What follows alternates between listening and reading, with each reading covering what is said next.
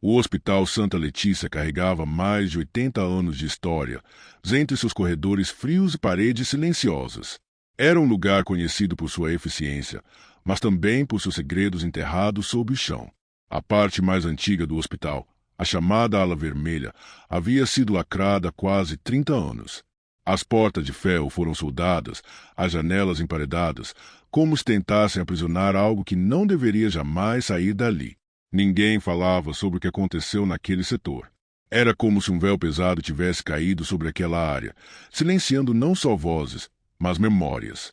Naquela noite, 5 estudantes de medicina, Carla, Vinícius, Luana, Breno e Diego, se encontraram com uma mistura de medo e excitação. Entre eles, a curiosidade ultrapassava qualquer senso de perigo. A ideia era simples: explorar a Ala Vermelha, registrar tudo em vídeo e desmistificar os rumores que circulavam. A adrenalina os empurrou até o subsolo do hospital, onde encontraram a entrada esquecida, uma porta enferrujada e fechada que parecia guardar um mundo à parte. Com as mãos trêmulas e corações acelerados, usaram um pé de cabra para forçar a antiga porta. O rangido metálico cortou o silêncio como um grito abafado. Quando ela finalmente cedeu, um cheiro acre de mofo e enxofre os envolveu, forte e penetrante, como se aquele ar estivesse impregnado com a própria história do lugar. A escuridão além da porta não era apenas ausência de luz. Parecia sólida, quase viva, uma sombra que respirava junto com eles. À frente, um corredor estreito se estendia em linha reta, suas paredes manchadas por um vermelho escuro que parecia mais do que apenas ferrugem ou tinta velha. Manchas que evocavam lembranças distorcidas, como se as próprias paredes guardassem marcas de algo horrível. Estranhos símbolos estavam espalhados por todos os cantos. Olhos com línguas se pareciam observar de forma sinistra criaturas indefinidas e triângulos riscados por garras afiadas. O ar estava pesado, carregado de uma energia opressiva que apertava o peito de cada um dos jovens. Enquanto avançavam, o som distante de correntes arrastadas ecoava de maneira irregular, fazendo o silêncio parecer ainda mais profundo. Cada passo parecia um desafio, cada sombra, uma ameaça à espreita. O medo crescia devagar, sutil, infiltrando-se em suas peles, fazendo seus sentidos se aguçarem. Mas ainda assim eles decidiram seguir adiante, impelidos pela curiosidade e pela adrenalina que começava a se transformar em pavor. A sensação de que estavam entrando em algo maior do que poderiam compreender era palpável. Não era apenas uma exploração comum.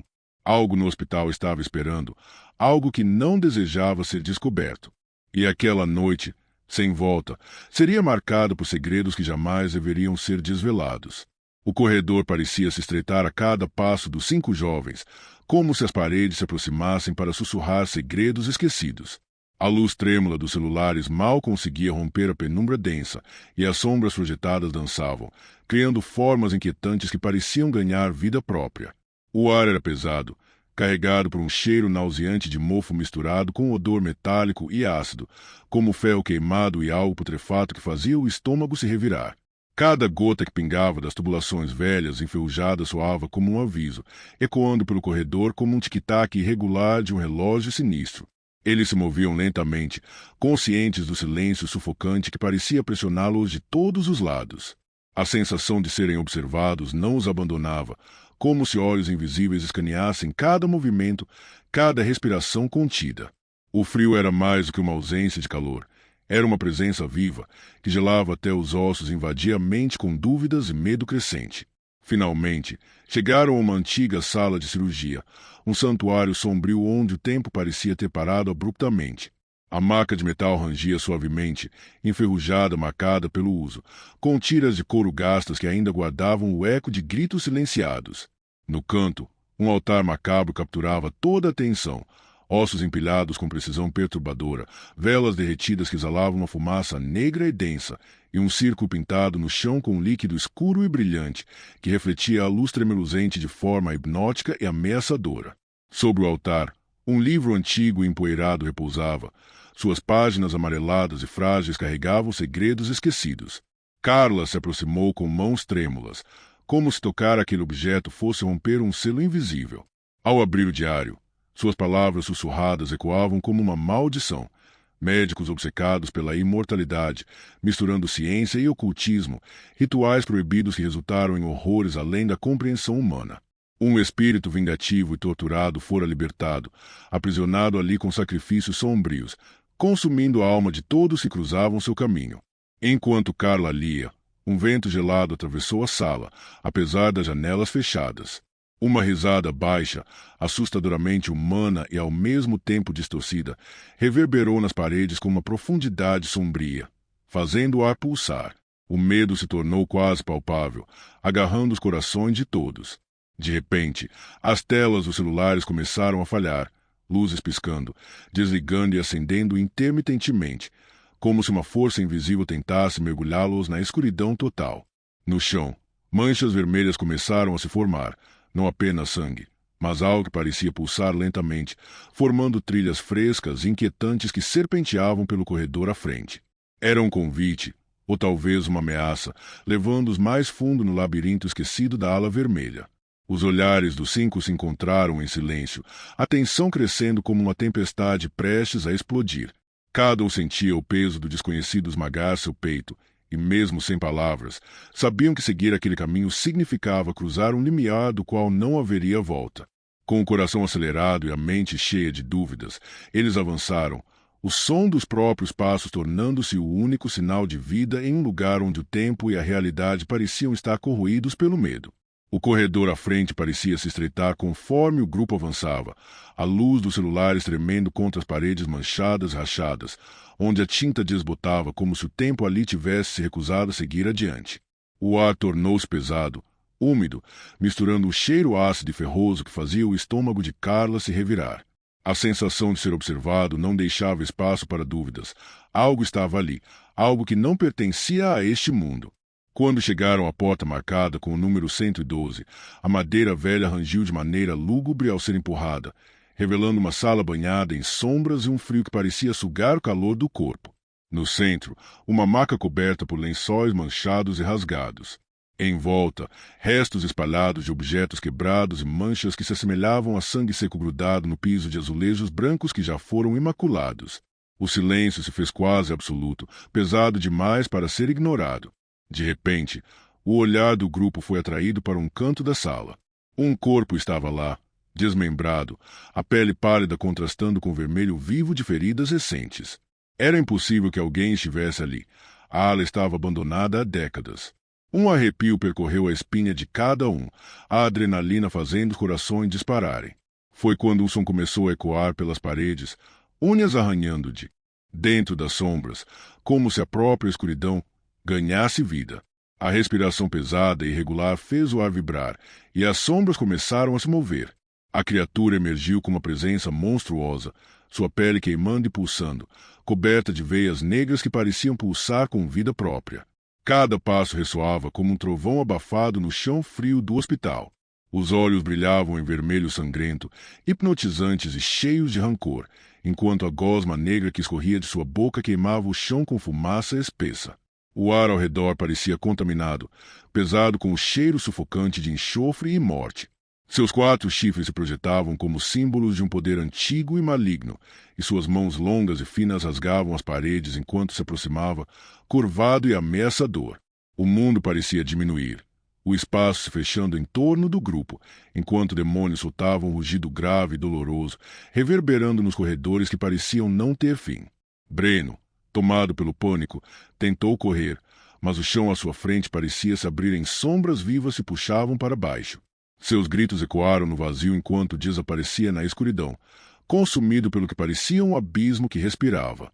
O silêncio voltou por um instante, pesado e aterrador, como se o próprio hospital tivesse engolido a vida do amigo.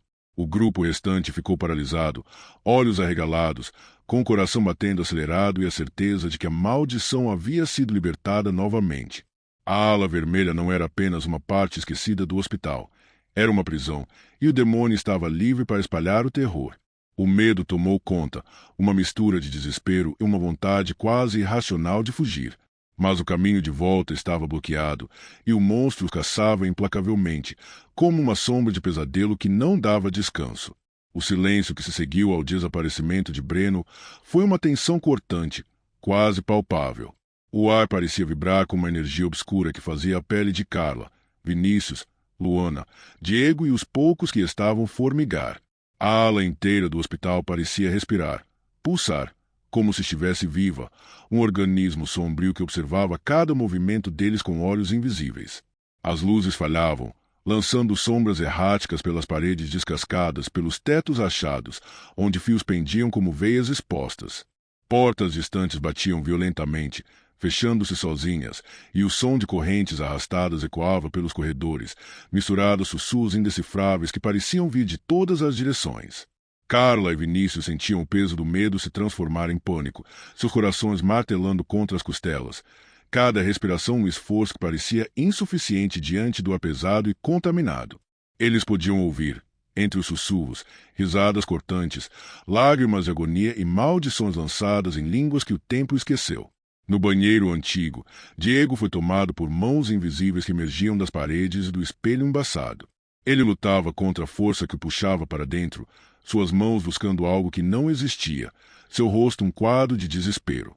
Enquanto isso, Luana encarava a janela suja, seus olhos se arregalando ao ver seu próprio reflexo sendo consumido por chamas que não queimavam o vidro, mas a própria essência da imagem. Em segundos, seu corpo começou a arder em chamas invisíveis, uma tortura silenciosa e aterradora que deixou o ar ao redor queimado e opressor.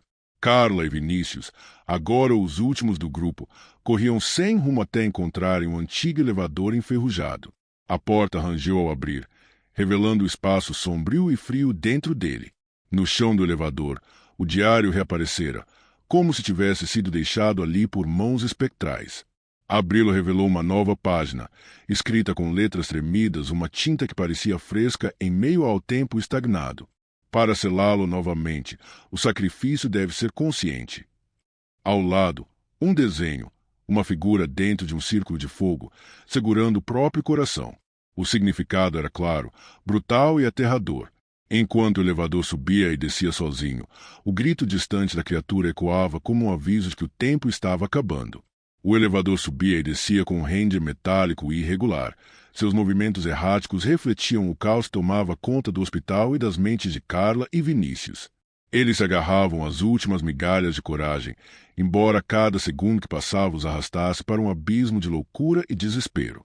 As paredes do elevador pareciam fechar-se como uma armadilha, suando umidade fria que gelava a pele. A luz tremeluzia em um ritmo lento e hipnótico, lançando sombras que se contorciam e formavam figuras indistintas. O cheiro acre de enxofre impregnava o ar, tornando cada respiração uma luta. Carla segurava o diário com força, sentindo o peso da responsabilidade esmagar seu peito. As palavras queimavam como brasas na sua mente, e o desenho do círculo de fogo parecia pulsar como um convite sombrio. Vinícius, seus olhos marejados e o rosto pálido pela tensão, se aproximou devagar. Sua voz saiu trêmula, carregada de um misto de resignação e amor. Faz isso por mim. Sai daqui. Me deixe acabar com isso.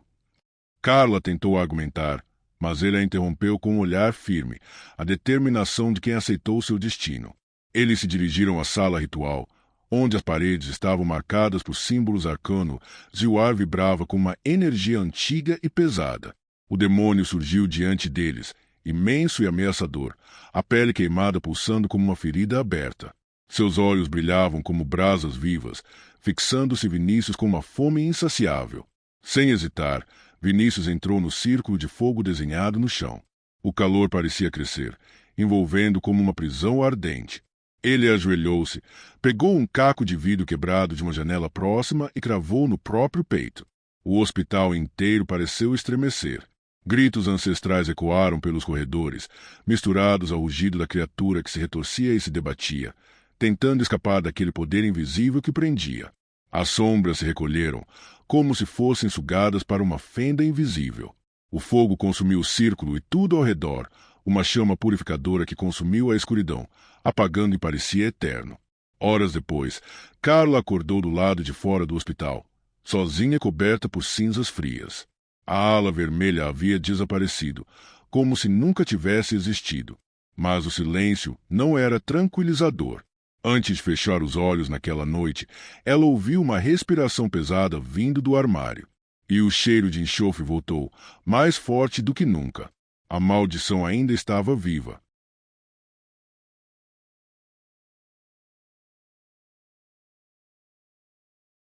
Marta estava ansiosa e nervosa naquela noite. Recém-chegada ao Hospital Sanatório Vale das Colinas, sentia o peso da mudança. O lugar ficava longe da cidade, cercado por árvores densas, mato alto e uma neblina constante que parecia engolir o antigo prédio como um segredo que tentava se esconder. O hospital tinha um ar de decadência, janelas empoeiradas, o som distante de gotas caindo em poças e aquele cheiro forte e persistente de éter, tão típico dos hospitais antigos, impregnado no ar. Ao cruzar a porta, os olhares dos enfermeiros veteranos foram silenciosos, pesados. Nenhuma palavra foi dita, mas ela sentiu que algo ali não estava certo. Antes mesmo de começar seu primeiro plantão, o diretor, um homem de fala pausada e olhar sério, se aproximou e fez um único alerta, quase sussurrando, como se temesse quebrar algum tabu. Evite setor oeste. Principalmente o quarto 48.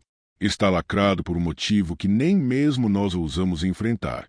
Marta tentou sorrir para acalmar seu próprio medo, julgando aquilo apenas uma superstição.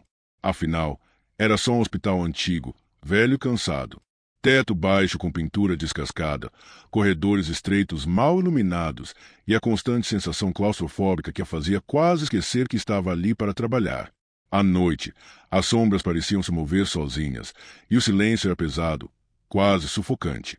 No primeiro dia, ela ouviu histórias murmuradas entre os pacientes e enfermeiros, sussurros sobre a coisa do outro lado da parede, vozes que ninguém mais escutava, e um quarto que ninguém devia sequer olhar.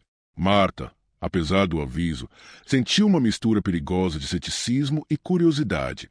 Uma faísca de inquietação que crescia cada vez que seus olhos cruzavam o corredor oeste, especialmente perto da porta que estava lacrada com fitas amarelas desbotadas.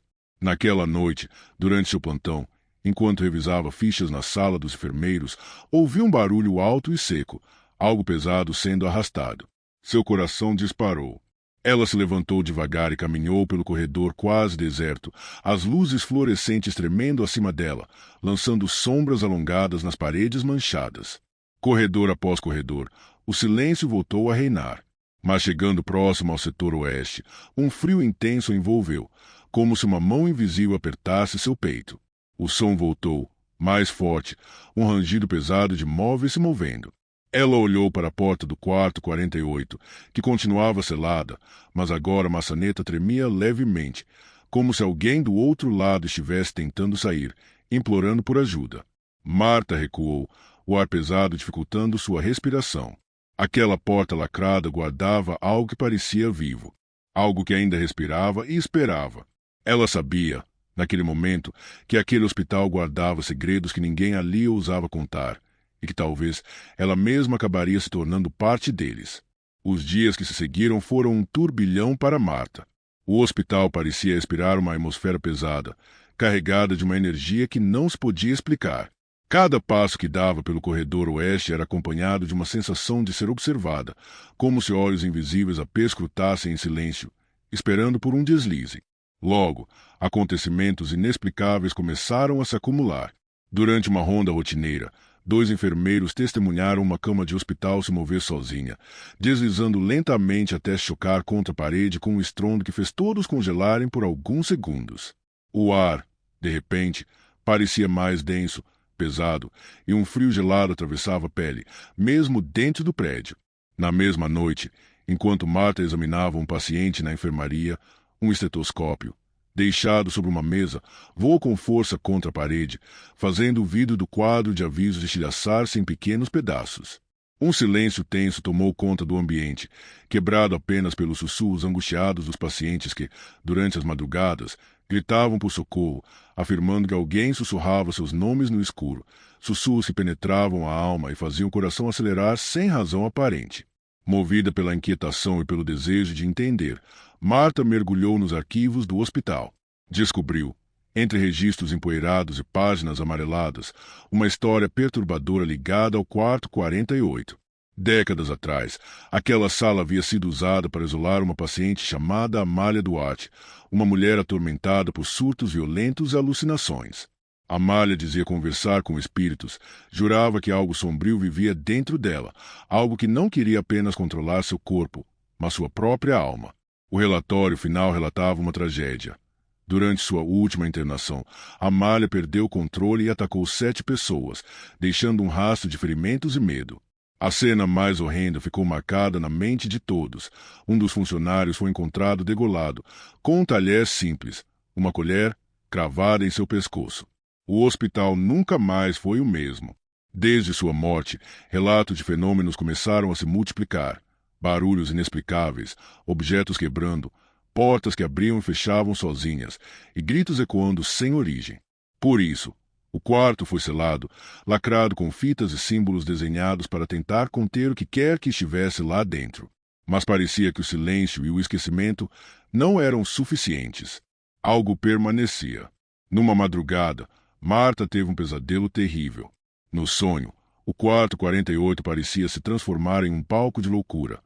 A cama flutuava no ar, os móveis giravam como se vivos, e no teto, um vulto feminino, de cabelos desgrenhados e olhos vazios, era arrastado como uma marionete, pendurado por fios invisíveis que se quebravam, deixando-a cair em um grito silencioso. Ela acordou sobressaltada, sentindo dor e desconforto. Ao se tocar, percebeu arranhões frescos nos braços, vermelhos e pulsantes. Sozinha no escuro do seu quarto, notou que a porta estava entreaberta, escancarando para um corredor gelado que parecia sugar o calor de seu corpo. Marta não sabia dizer o que era pior. O medo que começava a se alojar dentro dela, ou a certeza crescente de que algo, ali perto, estava esperando. O peso daquelas noites perturbadas começou a corroer a mente de Marta. Cada vez que fechava os olhos, a imagem daquele vulto feminino, esticado e arrastado pelo teto, se repetia, como uma sombra que teima em não desaparecer. A obsessão cresceu a ponto de virar uma voz interna, um chamado que ela não podia ignorar, como se algo dentro dela gritasse para que ela abrisse aquela porta proibida. Naquela madrugada silenciosa, enquanto o hospital repousava sob a névoa espessa do Vale das Colinas, Marta pegou um pé de cabra guardado no depósito e se dirigiu ao corredor oeste. A adrenalina corria em suas veias, misturada ao frio que fazia a pele arrepiar. As luzes oscilavam, lançando sombras que pareciam dançar nas paredes manchadas. Ao se aproximar da porta 48, ela percebeu que a fita vermelha que a selava tremia levemente, como se uma respiração abafada estivesse do outro lado. Respirou fundo e, com força, forçou o pé de cabra contra a madeira envelhecida. O som do lacre se quebrando ecoou pelo corredor, rompendo o silêncio pesado. Quando a porta finalmente cedeu, um ar gélido e úmido jorrou para fora, como se o quarto exalasse o hálito frio de um túmulo esquecido. Marta sentiu o cheiro forte de mofo e formol, uma mistura que invadia suas narinas e trazia um gosto amargo à boca. A luz fraca da lanterna revelou paredes escadas com palavras escritas ao contrário, símbolos indecifráveis e marcas profundas de garras que pareciam ter sido feitas com desespero. No centro do quarto, a cama hospitalar estava virada de lado, como se tivesse sido derrubada à força. Correntes e amarras pendiam do teto, balançando lentamente, como se tocadas por um vento invisível. No canto, uma velha cadeira de rodas tremia sozinha, rangendo de maneira sinistra, como se estivesse viva. De repente, as luzes do corredor falharam, mergulhando tudo na mais completa escuridão. Um estilhaçar agudo quebrou o silêncio. Um espelho na parede oposta estourou em pedaços espalhados pelo chão. O ar ficou mais denso, carregado de uma energia opressora que parecia apertar o peito de Marta. A porta se fechou com violência atrás dela, deixando-a presa naquele ambiente sufocante. O silêncio absoluto foi quebrado por uma respiração pesada e arrastada que parecia vir de todas as direções ao mesmo tempo. Um arrepio gelado percorreu sua espinha. A cama deslizou lentamente até encostar na parede, e a cadeira de rodas girou com um movimento brusco, lançando-se contra a porta, produzindo um baque surdo. Marta virou-se rapidamente. No reflexo quebrado dos cacos do espelho, viu uma mulher, cabelo desgrenhado, olhos negros profundos e um sorriso desproporcionalmente largo, parada logo atrás dela. Seu coração disparou. Voltou-se com rapidez, mas não havia ninguém ali. O ar parecia vibrar com uma presença invisível, e Marta sentiu que não estava mais sozinha naquele quarto. Algo a observava, à espreita, esperando pelo momento certo para agir. Depois daquela noite, o hospital parecia ter sido tomado por uma tempestade invisível. O ar carregado de medo se espalhou pelos corredores, fazendo com que até mesmo os funcionários mais experientes evitassem o setor oeste. Objetos começaram a se mover sozinhos, como se uma força invisível os manipulasse com fúria crescente. Em um dos turnos, uma enfermeira viu um armário se abrir abruptamente e voar contra a parede, espalhando papéis pelo chão. Computadores desligavam sem motivo, telas piscavam e emitiam ruídos estáticos, como se algo tentasse se comunicar por entre os circuitos. Luzes piscavam freneticamente, mergulhando os corredores em breves apagões que duravam segundos que pareciam eternos. Pacientes, assustados, começaram a se ferir sem explicação, arranhando seus próprios corpos com unhas sangrentas. Eles sussurravam nomes, reclamavam de vozes que coavam na escuridão e apontavam para o vazio, dizendo que a mulher do quarto 48 mandava neles. A histeria se espalhou como um vírus, contaminando o hospital inteiro. Marta sentia o peso daquela presença como uma sombra negra que a seguia, pesada e sufocante. Em cada espelho, via os olhos brancos e vazios de Amália, seu sorriso macabro se revelando em flashes que duravam frações de segundos. As risadas dela ecoavam nos corredores, agudas e distorcidas, um som que parecia rasgar a própria alma. Portas batiam com força, e os sensores de presença disparavam em áreas onde não havia ninguém. Em uma noite, ao olhar para o fim do corredor oeste, Marta viu a figura flutuante de Amália. O corpo pálido levitava, os cabelos esvoaçavam como se soprados por um vento fantasmagórico, os olhos completamente brancos e vazios encaravam o vazio, enquanto gritos que não tinham origem humana enchiam o ar com uma tensão insuportável. O diretor, ao tomar conhecimento dos eventos, repreendeu Marta duramente, acusando-a de ter liberado algo perigoso ao abrir a porta selada.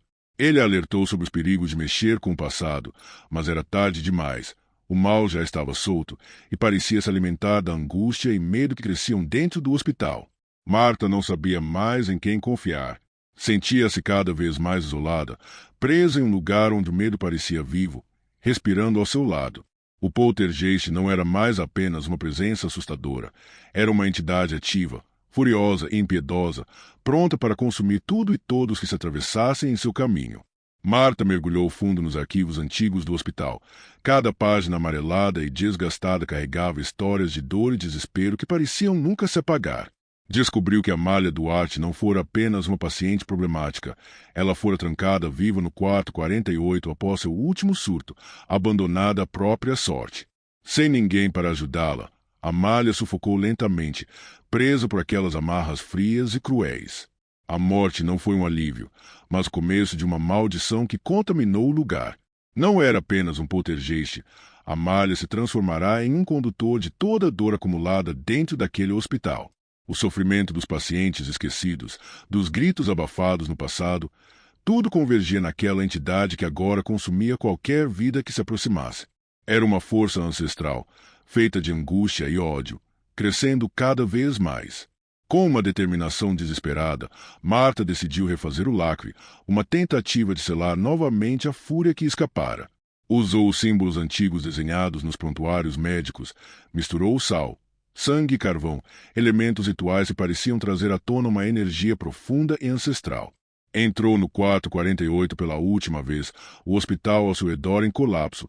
Os corredores tremiam, portas se estilhaçavam, e os gritos ecoavam como um lamento que atravessava os tempos. Dentro do quarto, a presença era palpável, sufocante. Amália apareceu diante dela, olhos em chamas que refletiam uma dor infinita, corpo distorcido por forças invisíveis, membros esticados como se fosse uma marionete de um pesadelo. O ar parecia vibrar com uma tensão elétrica que fazia a pele de Marta arrepiar. Reunindo todas as suas forças, Marta desenhou o selo no chão e começou a recitar a oração antiga. As palavras saíam como um sussurro que se tornava um grito de resistência. Quando pronunciou seu próprio nome como parte do ritual, sentiu uma energia intensa tomar seu corpo, um preço a pagar pela ousadia de enfrentar aquele mal. Uma luz branca inundou o quarto, esmagando a escuridão e silenciando os gritos. O hospital inteiro pareceu respirar aliviado, a tensão se dissipando lentamente. Quando a luz se apagou, Marta estava caída no chão, inconsciente, presa dentro do quarto 48. Na manhã seguinte, encontraram-na ali, com marcas de sofrimento e olhos ainda marejados de terror. Ninguém entendeu exatamente o que acontecerá, e o setor oeste voltou a ser evitado por todos. Agora, quando os enfermeiros passam pelo corredor, a porta do quarto 48 se tranca sozinha e o som de móveis sendo arrastados ecoa silencioso, como se a entidade estivesse apenas esperando a próxima alma curiosa, pronta para se alimentar de novo. Se você gostou do vídeo, não se esqueça de se inscrever e deixar o seu like. Sinta-se à vontade para dar novas sugestões e deixar algum relato ou história sombria nos comentários. Até a próxima!